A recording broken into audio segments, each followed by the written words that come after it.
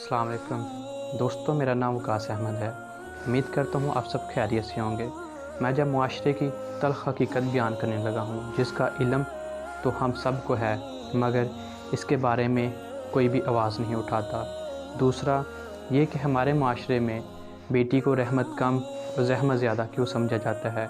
इन सब सवालात के जवाब आपको इसी वीडियो में मिलेंगे, लिहाजा इस वीडियो को आखिर तक देखें। 10 लाख का जहेज़, 10 लाख का खाना, गरी पहनाई, अंगूठी पहनाई, मकलाबे के दिन का खाना, वलीमे के दिन का नाश्ता, बेटी के ससुरालियों को कपड़े देना और बारात के साथ भी खाना बेचना, बेटी है या कोई सज़ा है। और ये सारे मामलात उसी दिन से शुरू हो जाते हैं जब बेटी की मंगनी कर दी जाती है। कभी सास तो कभी ससुर आ रहा है, कभी चची सास तो कभी ममानी आ रही है, कभी ननद तो कभी देवर आ रहा है। टोलियों की टोलियों बना कर आते हैं। बेटी की माँ चेहरे पर मसनूई मुस्कुराहट सजाकर आला से आला वेलकम करती है और शानदार से शानदार खाना तैयार करती है।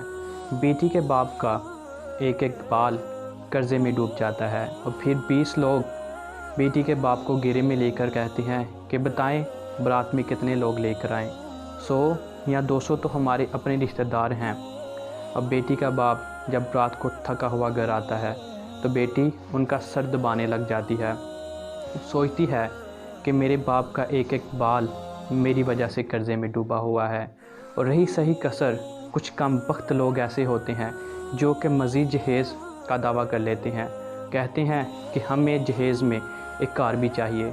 जब बेटी का बाप ये कहता है कि मुझ में इतनी ताकत नहीं कि मैं आपको कार दे सकूं, तो वो लोग कहते हैं इस कार में आपकी बेटी ही बैठेगी, ये कार आप असल में अपनी बेटी को दे रहे हैं। फिर उनके मुतालबात बढ़ते जाते हैं, यहाँ तक कि कुछ बेटियाँ तंग आकर ख़ुदकशी कर लेती हैं, ये सोचकर कि कहीं मेरे बाप को ज़्यादा नुकसान न उठाना पड़ जाए, मेरी वजह से मेरा बाप ज़्यादा कर्ज़े में डूब रहा है। और ऐसे बहुत सारे केस हमारे मुआशरे में देखने की मिलते हैं।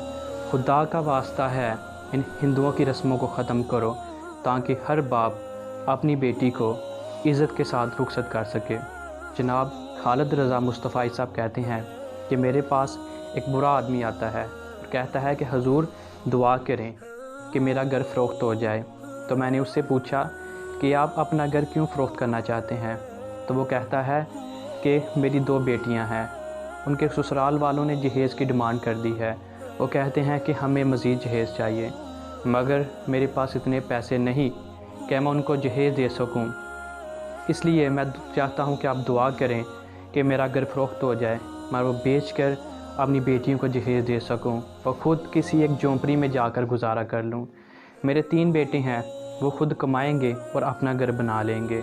इसी तरह मज़ीद ऐसे मामलात, ऐसे केस हमें देखने में मिलते हैं कि कोई भाई, कोई बुज़ुर्ग दिन रात मेहनत करता है, अपनी सेहत का ख्याल नहीं रखता, अपनी ताकत से ज़्यादा काम करता है।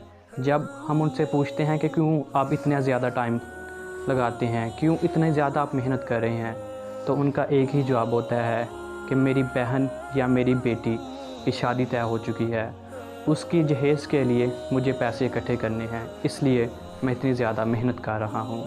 मैं इतना ज़्यादा तो नहीं जानता कि इस्लाम में और शरीयत में जहेज़ के बारे में क्या हुक्म है, मगर मैं इतना ज़रूर जानता हूँ कि अगर एक इंसान की वजह से कोई दूसरा इंसान किसी भी किस्म की तकलीफ़ में मुब्तला है तो उस इंसान का ठिकाना जहन्नम है। और रही सही कसर, तो हम लोग जो बराती होते हैं वो पूरी कर देते हैं कि जनाब सालन में नमक कम था, खाना था ही बकवास, मीठे में खीर क्यों नहीं थी, आजकल सर्दियों का मौसम है, चाय क्यों नहीं थी।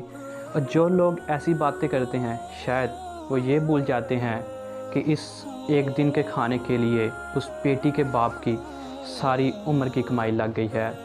अल्लाह ताला हम सब को सोच और समझ वाली ज़िंदगी अता करे। आखिर में एक वाक़या मैं बयान करता हूँ। हज़रत मूसा अलैहिस्सलाम अल्लाह ताला से पूछते हैं कि अल्लाह ताला आप जब अपने बंदे से खुश होते हैं तो उसे क्या अता करते हैं? तो अल्लाह ताला कहते हैं कि जब मैं अपने बंदे से खुश होता हूँ, अगर वो शादीशुदा है तब उसे बेटी अता करता हूँ। तो हज़रत मूसा अलैहिस्सलाम दोबारा पूछते हैं کہ جب آپ زیادہ خوش ہوتے ہیں، زیادہ مہربان ہوتے ہیں، تو پھر اپنے بندے کو کیا عطا کرتے ہیں؟ تو اللہ تعالیٰ پھر وہی جواب دیتے ہیں کہ میں دوسری بیٹی عطا کرتا ہوں۔